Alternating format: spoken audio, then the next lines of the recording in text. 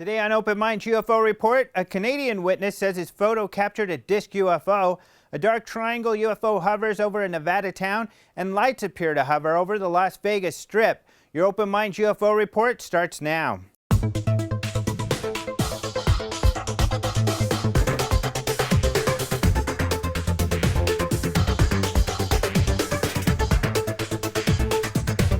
Hello and welcome to the Open Minds UFO Report. My name is Alejandro Rojas.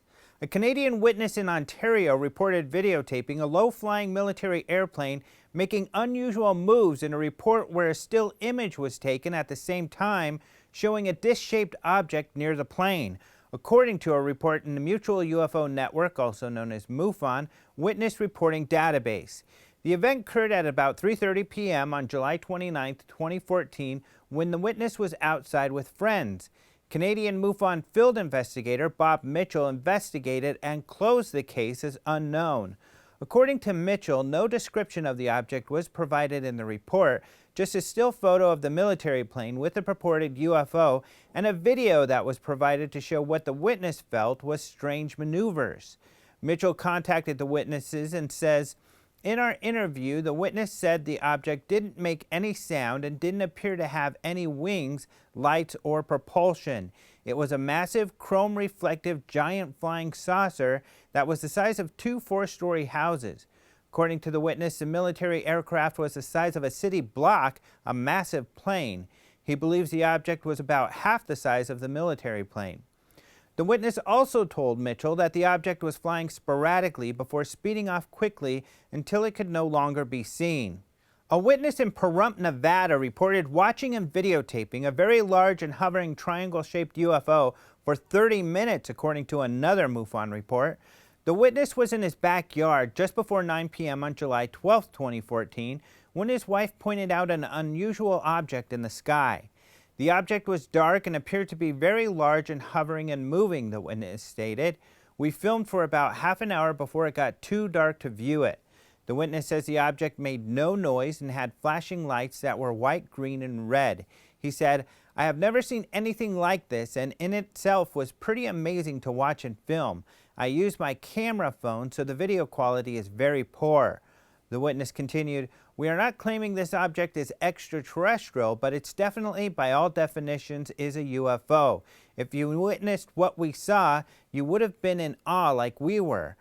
I looked for any logical explanation to what we were witnessing before putting this out there for us to be ridiculed."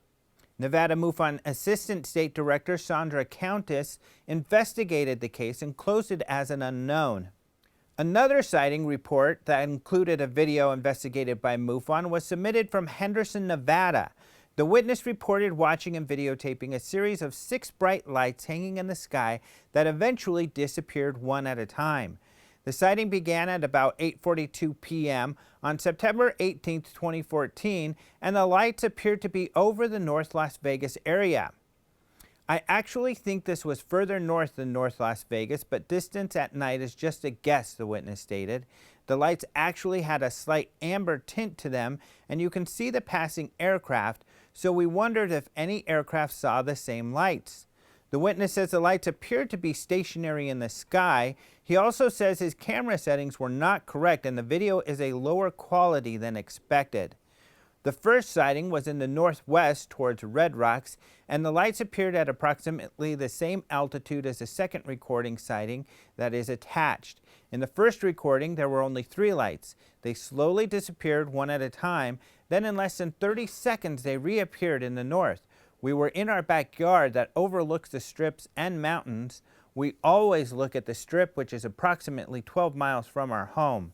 In the north-northwest, there is not normally any approaching aircraft landing lights. This would be an odd approach for landing aircraft.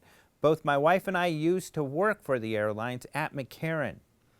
When the first lights disappeared in the north-northwest, the couple began to go into the house, but then 3 lights reappeared in the north. They were joined by 3 more lights that appeared one at a time. The witness wrote, "Slowly they all disappeared one at a time while I was on the phone with 311. Unknown at first, but after observing for several minutes and the lights remained stationary, we felt this was not right. We called 311 to find out if there had been any other reports, but was told none had been received. The objects appeared round, star-like, twinkling almost, but the twinkling could have been from the atmosphere due to the distance. They were amber in color, they never moved and just appeared and then disappeared. Very interesting, and we had a feeling we were witnessing UFOs.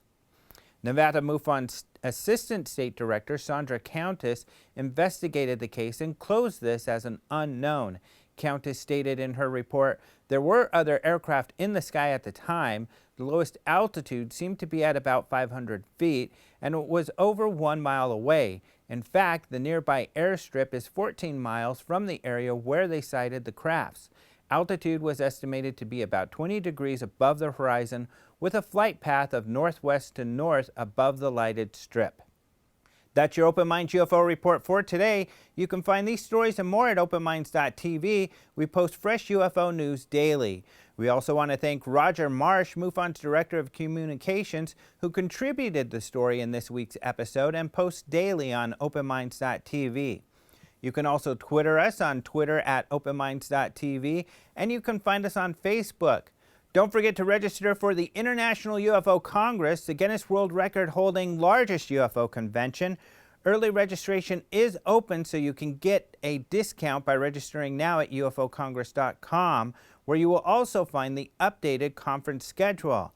Let us know if you enjoyed today's episode by liking the episode on YouTube and leaving us your comments in the section below. Be sure to check out our other YouTube posts, like our new documentary on the mysterious Allagash incident.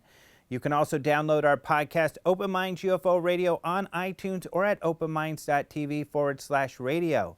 Thanks again for joining us today for openminds.tv. I'm Alejandro Rojas.